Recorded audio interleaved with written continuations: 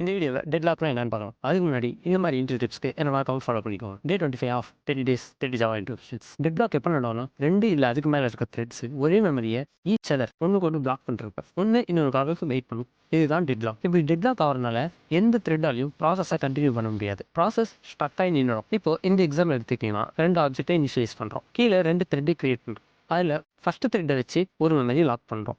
அதுக்கப்புறம் செகண்ட் மெமரிக்கு வெயிட் பண்ண வைக்கிறோம். அதுக்கடுத்து செகண்ட் த்ரெட்டை வச்சுட்டு இது ஒரு மெமரியை லாக் பண்ணுறோம்.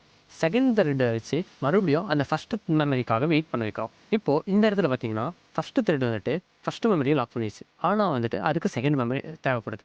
அதே செகண்ட் த்ரெட் எடுத்துக்கிட்டிங்கன்னா செகண்ட் த்ரெட்டுக்கு ஃபஸ்ட்டு மெமரி தேவைப்படுது. ஆனால் அது செகண்ட் மெமரி லாக் பண்ணிச்சு. இப்போ பார்த்தீங்கன்னா ரெண்டும் ஒன்றுக்கு ஒன்று லாக் பண்ணி வச்சுருக்கனால இப்போ 2 ப்ராசஸும் அப்படியே ஸ்டக் ஆகி நின்று போயிடும்.